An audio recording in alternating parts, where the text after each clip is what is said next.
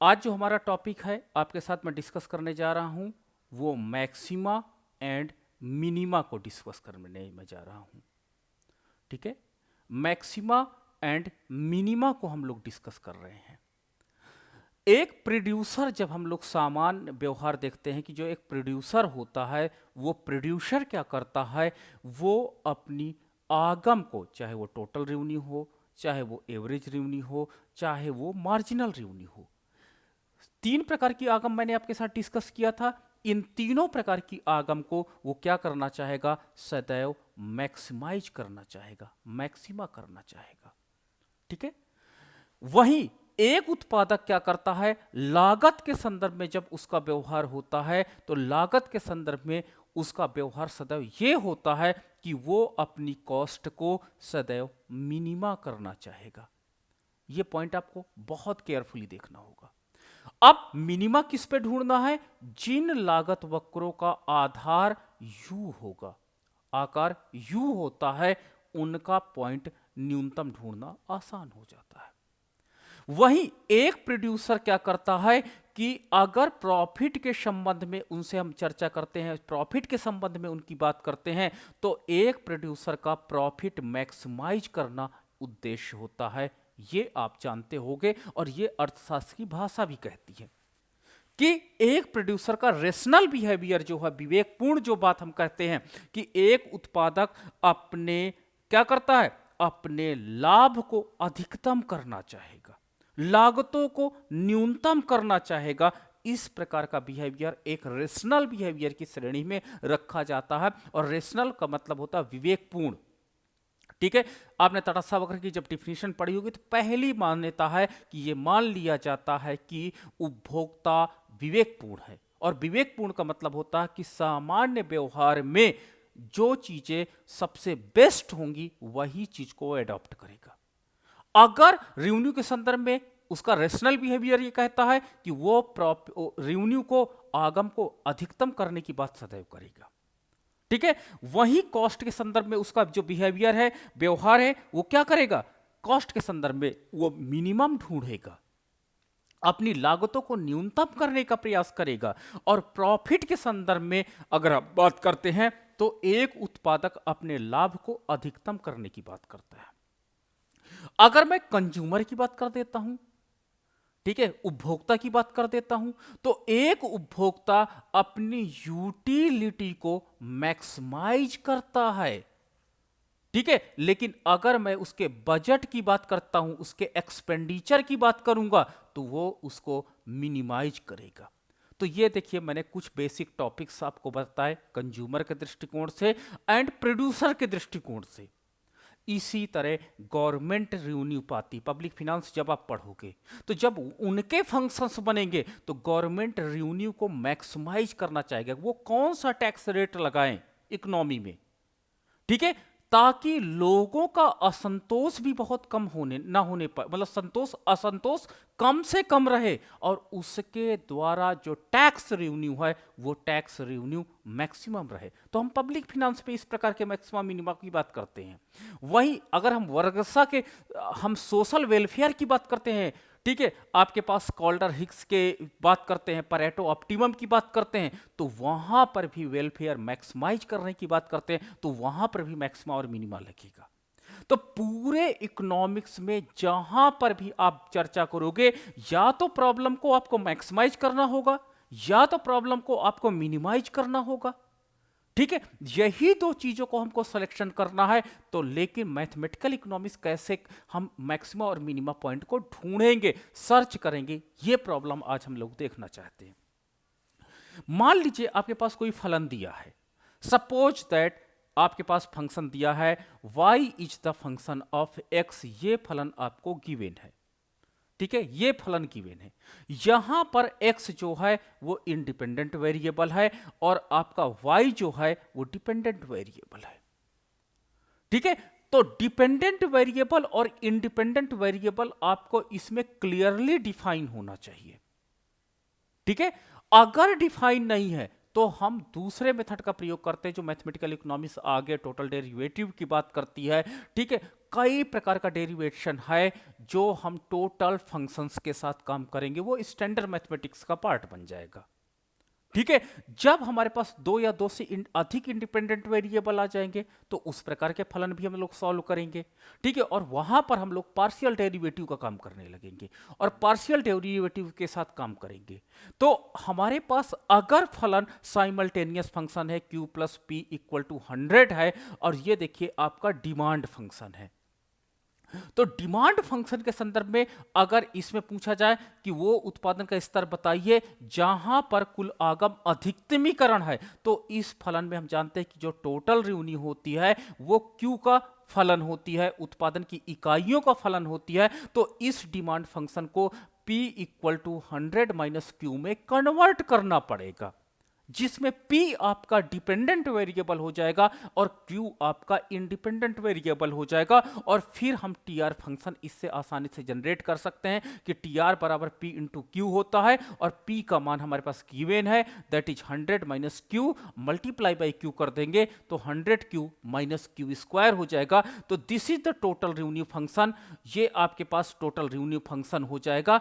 और इस total revenue function से हम लोग क्या करेंगे, इस टोटल रेवेन्यू फंक्शन से हम अपनी प्रॉब्लम को मैक्सिमाइज करेंगे, यानी क्योंकि उस वैल्यू को सर्च करेंगे जो वैल्यू आपकी टोटल रेवेन्यू को मैक्सिमाइज कर देगा। एक उत्पादक ज्यादा से ज्यादा क्या करेगा, कुल आगम प्राप्त करेगा, तो यानी क्यू कितना हम वो क्यू का उत्पादन करें ताकि उसकी रेवेन्यू को हम मैक्सिमाइज कर सकें। तो ये प्रॉब्लम आपके पास आ जाती है और इस तरह के हम लोग प्रॉब्लम को सर्च करते हैं, ढूंढते हैं। ठीक है, तो ये प्रॉब्लम आपके पास, तो इसको हम लोग कहते हैं प्रॉब्लम ऑफ मैक्सिमा और प्रॉब्लम ऑफ मिनिमा।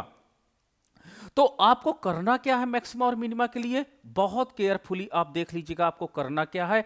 सबसे पहले फॉर मैक्स एंड मिन, फॉर मैक्स एंड, एक मिनट आपका शेयर स्क्रीन हटी, ओके।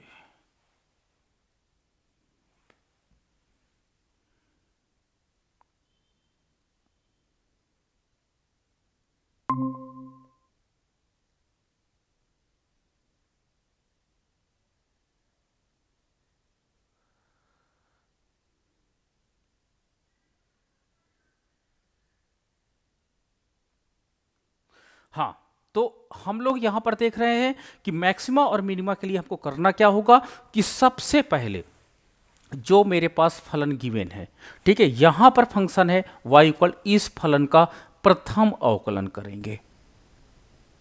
ये पॉइंट आप नोट रखिएगा कि सबसे पहले उसका हम लोग प्रथम अवकलन करेंगे, किसके रेस्पेक्ट में, उत्पादन की इकाइयों के रेस्पेक्ट में। ठीक है, अगर उत्पादन की इकाइयां हैं, या हम कह सकते हैं कि स्वतंत्र चर के सापेक्ष, स्वतंत्र चर के सापेक्ष हम लोग अवकलन करेंगे। अब स्वतंत्र चर क्या है, यहां पर x है, तो सबसे पहले आप इस फलन को x के सापेक्ष अवकलन करेंगे और अवकलन करने के बाद जो मान आएगा उसके इक्वल टू आप 0 रखोगे, जो भी मान आएगा उसके इक्वल टू आप 0 रख दोगे।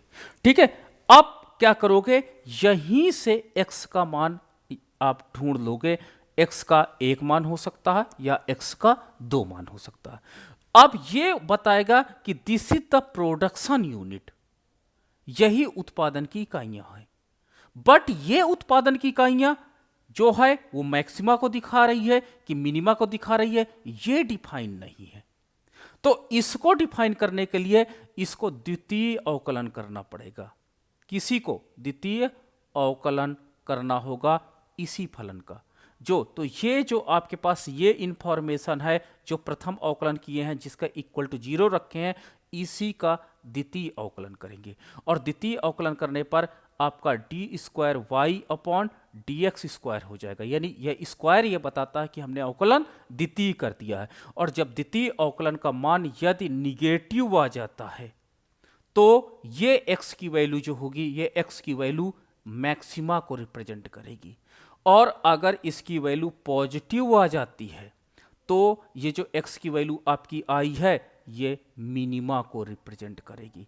ये आपको जानना जरूरी है। अगर आपको इतना समझ में आ गया तो समझ जाइए कि आप कोई भी क्वेश्चन होगा उस क्वेश्चन का आप मैक्सिमा और मिनिमा अनिवार्य रूप से कैलकुलेट आसानी से कर सकते हो। आराम से इसका मैक्सिमा और मिनिमा आसानी से आप कर लोगे, कोई आपको समस्या नहीं आएगी। लेकिन अगर आपने इसको कैलकुलेट नहीं कर पाए तो फिर मैक्सिमा और मिनिमा निकालना आपके लिए समस्या हो जाएगी। चलो एक क्वेश्चन मैं आपके साथ शेयर कर रहा हूं, कैसे उसको मैक्सिमा मिनिमा निकलता है, आप चेक करिएगा, देखिएगा। हाँ, मेरे पास एक फलन है y equal to 10 plus 4x minus x square. ये मेरे पास एक फलन है, इसमें x का वो मान बताइए, x की क्या वैल्यू होगी जहां पर ये फलन या तो मैक्सिमा हो या तो मिनिमा हो। ठीक है, तो चलो हम लोग क्या करते हैं, इस फलन को फॉर मैक्स एंड मिनी लिखते हैं। फॉर मैक्स और मिन की कंडीशन लगाते हैं। तो मैक्स और मिन की कंडीशन में क्या करना होगा, प्रथम अवकलन करना होगा, और प्रथम अवकलन करने के बाद इसको क्या करना होगा, इक्वल टू 0 लिखना होगा। तो ये 0 प्लस 4 माइनस 2x, इसका हमने प्रथम अवकलन कर दिया है। आप ग्रुप में जरूर बता दीजिएगा कि प्रथम अवकलन करना आपको प्रॉपर ना आ रहा होगा तो मैं उसकी भी क्लास ले लूंगा, अलग से अवकलन सिखा दूंगा, 2 दिन की क्लास और चल जाएगी।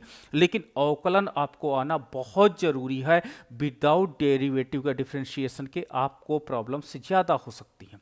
तो इसका हम लोगों ने अवकलन कर दिया। अवकलन करने के बाद मैंने क्या बताया था, इक्वल टू आप 0 रख दोगे। तो ये अवकलन करने के बाद जो आया उसके इक्वल टू मैंने 0 रख दिया। अब यहीं से हमने x की वैल्यू निकाल लो, तो हो जाएगा -4, माइनस से माइनस कैंसिल हो जाएगा, x इक्वल टू 4/2, तो x इक्वल टू आपका 2 हो जाएगा। तो ये आपका x बराबर 2 इकाइयों का उत्पादन करने की बात कह रहा है, यानी 2 यूनिट x का मान है, बट मुझे नहीं पता कि ये मैक्सिमा पे ले जाएगा कि मिनिमा पे। तो इसके लिए ये प्रथम अवकलन आपने किया, फर्स्ट कंडीशन लगाया है, अब आप इसी फलन के साथ सेकंड कंडीशन लगा दीजिए। तो सेकंड कंडीशन में इसी फलन का दोबारा अवकलन करना होगा, तो हो जाएगा d² y dx²। तो अब आपके पास हो जाएगा कितना, 0 प्लस 0, 4 का भी अवकलन 0 -2। तो देखिए द्वितीय अवकलन का मान कितना आ गया, निगेटिव। तो द्वितीय अवकलन का मान निगेटिव आ जाने के कारण हम क्या कहेंगे, x बराबर 2 पर फलन अधिकतम है।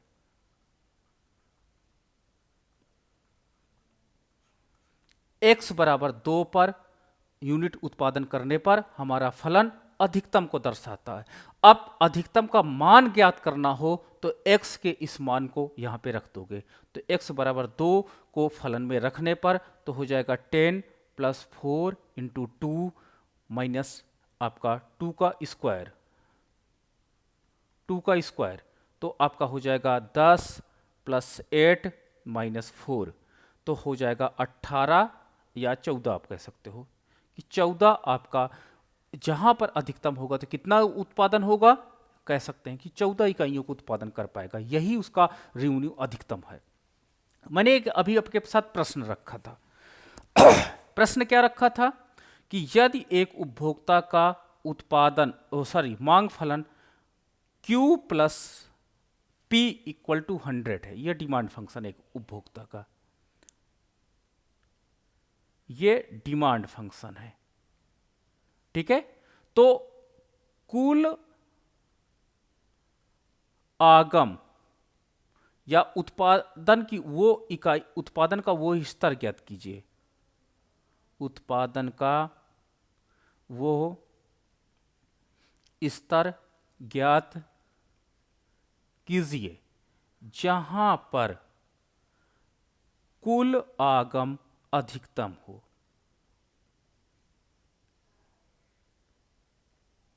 कुल आगम अधिकतम हो तथा कुल आगम का मान भी ज्ञात कीजिए।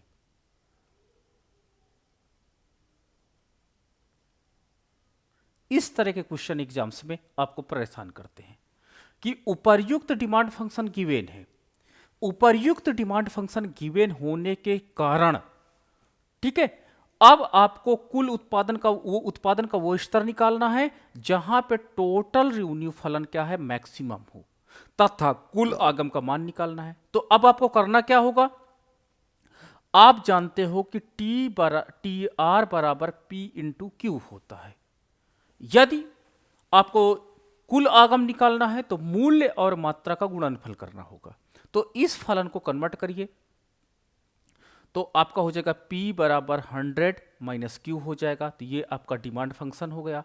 अब इस P का मान यहाँ पे रख दीजिए, तो आपका हो जाएगा TR बराबर आपका 100 माइनस क्यू और ब्रैकेट में Q कर दीजिए, तो आपका हो जाएगा 100 क्यू माइनस क्यू स्क्वायर। तो ये आपका टोटल रेवेन्यू फंक्शन मिल गया। अब देखिए कुल आगम अधिकतम करने वाली बात की जा रही है, तो अब आपका पास TR बराबर 100 क्यू माइनस क्यू स्क्वायर मिल गया है। अब इसमें कंडीशन लगा दीजिए, फॉर मैक्स एंड मिनी कर दीजिए। इसमें आप कंडीशन लगा दीजिए। जब कंडीशन आप लगा दोगे तो क्या निकलेगा, इसमें प्रथम अवकलन इस फलन का करना है। फार्मूला क्या कहता है कि प्रथम अवकलन करिए, प्रथम अवकलन के बाद उसके इक्वल टू 0 रखिए, तो Q का मान निकल के आ जाएगा। अब वो Q का मान मैक्सिमा है या मिनिमा, वो टेस्ट करना होगा। तो चलो इसका हम प्रथम अवकलन करेंगे, तो D T R upon D Q, तो इसका अवकलन करते हैं तो 100 माइनस 2Q हो जाता। तो ये अवकलन किए, अवकलन करने के बाद मैंने कहा जो आए उसके इक्वल टू 0 रखिएगा, तो minus 2Q equal to minus 100। अब आपके पास हो जाएगा माइनस माइनस कैंसिल कर दो, Q इक्वल टू 100/2, तो Q इक्वल टू 50। तो यानी 50 इकाइयों का उत्पादक को उत्पादन करना चाहिए। बट ये 50 इकाइयां क्या करेंगी, उसके लाभ को अधिकतम करेंगी या नहीं करेंगी, ये मुझे नहीं पता। अधिकतम करेंगी या न्यूनतम करेंगी, ये मुझे सेकंड कंडीशन बताएगा, द्वितीय अवकलन का मान बताएगा। ठीक है, तो द्वितीय अवकलन मुझे इसका कैलकुलेट करना होगा, सेकेंड डेरिवेटिव मुझे निकालना होगा। तो ये पहला है, अब मैं सेकेंड डेरिवेटिव यहां पे करूंगा, तो इसी का द्वितीय अवकलन करूंगा, तो D square T R upon D Q square. और जब द्वितीय अवकलन करूंगा तो इसका अवकलन द्वितीय करने में 100 का 0 हो जाएगा और -2 होगा। तो जब -2 है तो हम क्या कहेंगे, ये वैल्यू क्या है, निगेटिव वैल्यू है। तो द्वितीय अवकलन का मान जब ऋणात्मक है तो यानी हम कह सकते हैं कि Q बराबर 50 इकाइयों के उत्पादन पर TR मैक्सिमा होगा। ये प्रूफ हो जाता है। तो यानी एक उत्पादक को कितनी इकाइयों का उत्पादन करना चाहिए, 50 इकाइयों का उत्पादन करना चाहिए उपर्युक्त फलन के संदर्भ में, तभी उसका लाभ अधिकतमीकरण हो पाएगा, नहीं तो नहीं होगा। ठीक है, अब कुल आगम का मान कितना होगा, तो कुल आगम का मान निकालने के लिए हमको करना क्या होगा, यही जो वैल्यू आपके आई है, ये Q बराबर 50 आई है, इसका वैल्यू अगर मैं यहां पे रख दूं, TR फलन में रख दूं यहां पर, तो मुझे TR का मान ज्ञात हो जाएगा। तो कैसे निकलेगा, TR बराबर मैंने Q का मान रखा 50, तो 100 इंटू 50 माइनस 50 का स्क्वायर, तो आपका हो जाएगा 5000 माइनस 2500। ठीक है, तो 5000 माइनस 2500, तो आपका हो जाएगा 2500, यानी कुल आगम का मान कितना आ गया, 2500 रेवेन्यू होगी एक फर्म की, यानी total revenue of a firm कितनी होगी, 2500 होगा।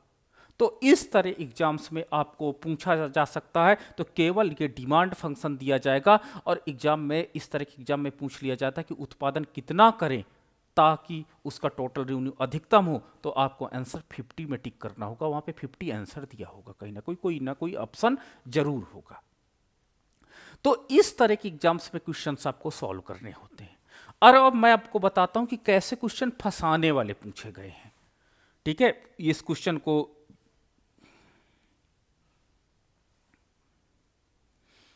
हाँ, अब हम लोग क्या करते हैं कि इस क्वेश्चन को हम लोग क्या करते हैं, मैं एक क्वेश्चन आपके साथ शेयर कर रहा हूं, तो देखिएगा ये क्वेश्चन कैसे आपको फंसाने वाला क्वेश्चन है, बट मैं इसको आपको सॉल्व करके दिखाता हूं। आपको मैंने एक ग्रुप में भी डाल दिया है और इसी क्वेश्चन को मैं सॉल्व भी करने जा रहा हूं। ठीक है, ये क्वेश्चन मैंने ग्रुप में आपके साथ शेयर किया हूं, इसको आप ग्रुप में भी देख सकते हो। और इसका देखिए क्या कहना चाहता, मैं आपको स्क्रीन पे भी सॉल्व कर रहा हूं कि एक प्रोड्यूसर का एवरेज कॉस्ट फंक्शन दिया है। Average cost function a c equal to 100/x plus 80 minus 50x plus 0.5x²। ठीक है, और उसका डिमांड फंक्शन जो है वो दिया है, डिमांड फंक्शन जो दिया गया है वो दिया गया है 2p plus x² minus 20x equal to 100। ठीक है, उत्पादन का वो स्तर ज्ञात कीजिए जहां पर कुल आगम अधिकतम है। उत्पादन का वो स्तर ज्ञात कीजिए जहां पर कुल आगम अधिकतम है तथा कुल आगम का मान भी ज्ञात कीजिए। आगम का मान भी ज्ञात कीजिए। अब देखिए यहां पर आपका यह क्वेश्चन देखिए दिया है और इसमें पूछता है कि उसकी निवल आय अधिकतम हो तथा निवल आय की गणना कीजिए। ठीक है, तो अब आप कैसे निकालोगे? तो निवल आय जो आपके पास होती है, ठीक है, उसकी जो निवल आय होगी, हां, वो कैसे हम लोग निकालेंगे? तो देखो निवल आय मैंने आपसे बताया था कि कुल आगम निकालने का फार्मूला जो होता है वो आपका TR बराबर P इंटू क्यू होता है। मैंने कुल आगम निकालने का आपको फार्मूला ये बताया। ठीक है, अगर मैं डिमांड फंक्शन, ये जो डिमांड फंक्शन आपका गिवन है, इस डिमांड फंक्शन से ही मुझे कुल आगम फलन प्राप्त हो जाएगा। एवरेज कॉस्ट फंक्शन का इस क्वेश्चन में कोई रोल नहीं है। देखिएगा आप, क्वेश्चन की जो लैंग्वेज है उस लैंग्वेज के आधार पे आपको यह बात पता चल रही है कि इसमें केवल टोटल रेवेन्यू मैक्सिमाइजेशन की कंडीशन पूछी जा रही है, जिसके लिए केवल डिमांड फंक्शन से हमारा काम चल जाएगा। एवरेज कॉस्ट फंक्शन एडिशनल दिया गया है, इससे कोई रोल नहीं। लेकिन अगर यही क्वेश्चन पूछ लिया जाता कि कुल लाभ अधिकतमीकरण वाली कंडीशन बताइए, तब दोनों फलन का यूज हो जाता। ठीक है, तो क्वेश्चन बहुत केयरफुली आपको एग्जाम्स में पढ़ने होंगे कि कैसे क्वेश्चन एग्जाम्स में पूछे गए हैं। तो अब इसको हम कैसे सॉल्व करेंगे? इसको सबसे पहले हम डिमांड फंक्शंस के रूप में कन्वर्ट कर लेते हैं। तो कैसे होगा कि 2p इक्वल टू, सबको इधर ले आते हैं, तो 100 माइनस x² प्लस 20x, ये आपका देखिए हमने कन्वर्ट कर दिया। अब हम लोग क्या करते हैं, p बराबर 100/2 minus x² upon 2 plus 20x/2 कर देते हैं। अब इसको काट दो, 50 हो जाएगा, इसको काट दो, 10 हो जाएगा। ठीक है, तो p बराबर 50 माइनस x²/2 प्लस 10x, ये आपका डिमांड फंक्शन है। ये आपका सिंप्लीफाई करके डिमांड फंक्शन है। अब इसको इस TR में रख दोगे तो TR बराबर आपके पास हो जाएगा 50 minus x² upon 2 plus 10x multiply by, sorry ये x में है तो आपका x में रहेगा, तो x कर देंगे। अब आपके पास हो जाएगा 50x minus x³ upon 2 plus 10x²। तो ये आपका टोटल रेवेन्यू फंक्शन बन जाएगा। अब इस टोटल रेवेन्यू फंक्शन को हमको क्या करना है, मैक्सिमा एंड मिनिमा सर्च करना है। ठीक है, तो इसको मैं नोट कर लेता हूं अगले पेज पे। TR बराबर 50x minus x³ upon 2 plus 10x²। अब कुल आगम अधिकतम करने की बात कर रहा है। ठीक है, तो जब कुल आगम अधिकतम करने की बात कर रहा है तो इसमें मैक्सिमा एंड मिनिमा वाला फार्मूला लगा देंगे, फॉर मैक्स एंड मिनी का फार्मूला लगा देंगे। जब मैक्स एंड मिनी का फार्मूला लगा देंगे तो पहला डेरिवेटिव आपकी पहली कंडीशन होगी कि D T R upon d x, तो पहला अवकलन जब करेंगे तो हो जाएगा 50 minus 3x² upon 2 plus 20x। ये आपका पहला अवकलन है, इक्वल टू 0 कर देंगे। अब इसको मैं थोड़ा सा रीसेट कर लेता हूं, तो -3/2x², फिर कम पावर वाला 20x और फिर 50 प्लस 50 इक्वल टू 0। तो देखिए इसमें श्रीधराचार्य मेथड लगाया जाएगा। तो श्रीधराचार्य मेथड लगाने के लिए a का मान कितना है, -3/2 है, b का मान कितना है, +20 है, और c का मान कितना है, 50 है। ये श्रीधराचार्य मेथड है जिसमें x अब कैसे निकलेगा, x equal to -b plus minus under root b² -4ac upon 2a। ये श्रीधराचार्य फार्मूला है, द्विघाती समीकरणों को सॉल्व करने के लिए, उसका मान निकालने के लिए हम इसका प्रयोग करते हैं। तो अब आप इसकी वैल्यू रख दीजिए, तो -b की वैल्यू कितनी है, 20, तो -20 plus minus under root b², तो आपका हो जाएगा 20 का स्क्वायर -4, a का मान है 3/2 माइनस में -3/2, और c का मान है आपका 50, ठीक है, अपॉन 2 इंटू a, और a का मान है -3/2। ठीक है, चलो अब सॉल्व करते हैं। -20 प्लस माइनस अंडर रूट और 20 का 400 हो जाएगा, 400 माइनस माइनस प्लस, आपका 4 12, 12/2 6, 6 और 6 पंचे 30, तो आपके पास हो जाएगा 300। तो बटे ये 2 से 2 कैंसिल हो जाएगा, बटे -3। ठीक है, अब हमारे पास हो जाएगा -20 plus minus under root 700 upon -3। अब देखो एक प्लस की वैल्यू लेंगे, एक माइनस की वैल्यू लेंगे, लेकिन सबसे पहले हम इसका रूट निकाल लेते हैं। तो जब 700 का हम लोगों ने रूट कैलकुलेट किया तो 700 का हमारे पास रूट निकाला जाएगा, तो 700 का रूट लगभग आता है 26.45 आता है। तो -20 प्लस माइनस 26.45 बटे -3। तो अब आपको देखिए, अगर एक प्लस वैल्यू लेकर चलते एक माइनस वैल्यू ले, तो -20 माइनस 26.45 बटे -3। तो जब माइनस की वैल्यू लेके चलेंगे तभी माइनस माइनस कैंसिल हो जाएंगे, तो मेरे पास इसका मान जो आ जाएगा वो 15.4 के आसपास आ जा रहा है। और अगर मैं प्लस वैल्यू लेके चलूंगा तो निगेटिव वैल्यू आएगी, और इकोनॉमिक्स निगेटिव वैल्यू को एग्जिस्ट नहीं करेगी। तो ये एक्स का मेरा मान आ गया।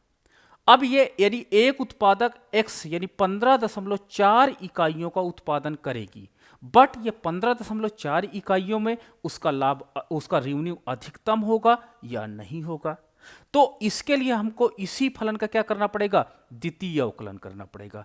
तो ये जो आपके पास है फलन, इसका जब हम द्वितीय अवकलन करेंगे, इस फलन का हम जब द्वितीय अवकलन करेंगे तो मुझे ये इंफॉर्मेशन पता चलेगी कि द्वितीय अवकलन क्या है। तो द्वितीय अवकलन मैंने जब किया तो क्या हो जाएगा, d² TR अपॉन dx²। तो जब द्वितीय अवकलन किया तो इसके बाद क्या हो जाएगा, 50 का 0 हो जाएगा, -3 गुणे 2x/2 एंड +20 हो गया। तो अब आपके पास 3 दूनी 2 से 2 का काट दो, तो -3x + 20। अब x बराबर कितना है, 15, इसको रख दो इसी में मान, तो कितना हो जाएगा, -3 × 15.4 + 20, तो हो जाएगा 15×3 = 45। अगर मैं मोटा मोटा तो -45 + 20, तो लगभग आपके पास कितना आ जाएगा, 25, 10 35 10 45, हाँ -25। तो द्वितीय अवकलन का मान ऋणात्मक है, निगेटिव है यहाँ पर देखिए, अतः x बराबर 15.4 पर टोटल रेवेन्यू मैक्सिमाइज होगी। ठीक है, तो टोटल रेवेन्यू मैक्सिमाइज हो जाएगी, ये बात तो मुझे पता चल गई, क्योंकि सेकेंड डेरिवेटिव का जो मान है वो निगेटिव आया है। तो जब सेकेंड डेरिवेटिव का मान निगेटिव आता है तो उसके परिणाम स्वरूप हमको ऐसे रिजल्ट्स आ जाते हैं। अब अगर मैं इस x का मान यहां पर टोटल रेवेन्यू फंक्शंस में रख देता हूं, तो टोटल रेवेन्यू फंक्शंस में रखने के बाद टोटल रेवेन्यू का मान पता चल जाएगा कि उत्पादक 15.4 इकाइयां उत्पादन करने के परिणाम स्वरूप, ठीक है, 15.4 इकाइयों को उत्पादन करने के परिणाम स्वरूप उसकी कुल आगम कितनी होगी। तो इसके लिए आपको क्या करना पड़ेगा, total revenue equal to 50x minus x cube upon 2 plus 10 x square. अब x बराबर 15.4 रख देते हैं, ठीक है, 15.4 इस फलन में रख देंगे तो हो जाएगा 50 इंटू 15.4 माइनस 15.4 का होल क्यूब बटे 2 प्लस 10 इंटू एक्स का मान है 15.4 का होल स्क्वायर। तो अब आपको इसको गुणा करिए, तो जब हम लोग इसको मल्टीप्लाई करते हैं तो 50 आपका मल्टीप्लाई हो जाएगा 50 गुणे 15.4 आपका हो जाएगा 770। ठीक है, इसका हम स्क्वायर निकालते हैं तो 15.4 मल्टीप्लाई बाई 15.4 और इसका मल्टीप्लाई करने के बाद मतलब स्क्वायर निकालते हैं तो आपका हो जाएगा 237.16 और इसको डिवाइड कर देते हैं अगर हम 2 से इसी वक्त तो 118.58 आ जाएगा। अब यहाँ पर भी यही आ जाएगा 237, तो 10 मल्टीप्लाई करते हैं तो प्लस आपका हो जाएगा 2371.6। अब हम इसको जोड़ घटा लेते हैं तो जोड़ घटाने में ये प्लस वैल्यू वाला है और ये प्लस वैल्यू वाला है, तो अब आपके पास हो जाएगा कि 770 को ऐड कर देते हैं 2371 से 0.6 से ऐड करने के बाद इसमें से 118.58 को माइनस करते हैं तो मेरे पास आंसर जो आ जाता है वो 3023 आ जाता है 02 करके। तो ये वो कुल आगम होगा जो उत्पादक को 15.4 इकाइयों के उत्पादन के परिणाम स्वरूप प्राप्त होगा और यही वो उत्पादन का स्तर होगा जहां पर एक उत्पादक का कुल जो रेवेन्यू है, टोटल रेवेन्यू है, वो मैक्सिमाइज होगी। ठीक है, जो उसकी कुल रेवेन्यू है वो मैक्सिमाइज होगी। अगर ये क्वेश्चन में मुझसे पूछ लेते कि प्रॉफिट क्या होगा, उत्पादन का वो स्तर ज्ञात कीजिए जहां पर प्रॉफिट मैक्सिमाइजेशन है, तो आपको इसको प्रॉफिट फलन में कन्वर्ट करना पड़ता। और प्रॉफिट फलन में आप कैसे कन्वर्ट करते हैं, प्रॉफिट फलन बराबर होता है TR माइनस TC। ये आपका प्रॉफिट फलन का फार्मूला होता है कि टोटल रेवेन्यू फंक्शन जो आपने यहां पे देखो बनाया। और टीसी फलन कैसे बनेगा, टीसी फलन बनाने के लिए AC में से x को मल्टीप्लाई कर दोगे AC फलन में, तो AC फलन आपके पास ये दिया है, अगर इसमें आप x का मल्टीप्लिकेशन कर देते हो तो TC फलन जनरेट हो जाएगा और आपके पास हो जाएगा 100/x इंटू x, ठीक है, plus 80x minus 50x square plus 0.5x cube. तो ये x से x कैंसिल हो जाएगा तो TC equal to 100 plus 80x minus 50x square plus 0.5x cube. अब हम लोग क्या करते हैं, इस फलन में TR फलन का मान यह रख देते हैं, TC फलन का मान मैंने ये निकाला, इसको रख देते हैं, तो अब आपके पास क्या प्रॉफिट फंक्शन यानी पाई फलन बन जाएगा। और इस पाई फलन को आप कंडीशन लगा देना फॉर मैक्स एंड मिनी और आपको उत्पादन का वो स्तर प्राप्त हो जाएगा जहां पर प्रॉफिट मैक्सिमाइजेशन है। तो इस तरह आप क्या करोगे, आप कैलकुलेट कर सकते हो वैल्यूज को कि जहां पर आपको प्रॉफिट मैक्सिमम वैल्यू आसानी से काउंट हो जाएगी और इस आधार पर अपनी प्रॉफिट मैक्सिमाइजेशन वैल्यू को काउंट किया जा सकता है। तो मैंने आज के टॉपिक में आपके साथ डिस्कस किया कि कैसे जो आपका मैक्सिमा एंड मिनिमा वाले क्वेश्चंस को सॉल्व किया जाता है। ठीक है, तो ये डिपेंड करता है, डिपेंड नहीं, ये आपको याद रखना पड़ेगा, रेशनल बिहेवियर दिखाना पड़ेगा कि उत्पादक का इस संदर्भ में क्या करना होगा। जैसे प्रॉफिट के संदर्भ में मैक्सिमाइज करेगा, कॉस्ट के संदर्भ में मिनिमाइज करेगा, रेवेन्यू के संदर्भ में मैक्सिमाइज करेगा। तो ये आपको जो सामान्य व्यवहार में इकोनॉमिक एक्टिविटीज होती हैं वो आपको बताती हैं कि इसमें व्यवहार वो क्या अपनाएगा। वैसे क्वेश्चंस में इंफॉर्मेशन दी जाती है कि इसमें उत्पादन का वो स्तर निकालिए जहां पर प्रॉफिट मैक्सिमा है, या उत्पादन का वो स्तर निकालिए जहां पर वो आपका प्रॉफिट न्यूनतम है, प्रॉफिट न्यूनतम नहीं, कॉस्ट न्यूनतम है। तो इस तरह करके आप इसको आसानी से कैलकुलेट कर सकते हो। और एग्जाम में मैथमेटिकल इकोनॉमिक्स में आप देखोगे थोड़े से क्वेश्चन इस तरह के पूछ लिए जाते हैं जिनको आपको वहां पे रफ पे सॉल्व करना पड़ेगा और तभी आपको आंसर निकाल सकते हो। तो चलिए, इन क्वेश्चन से संबंधित कोई प्रश्न हो तो आप बताइएगा मुझे, ताकि मैं देखूं, या जहां नहीं समझ में आया बताऊं आपको क्या प्रॉब्लम आई आपको।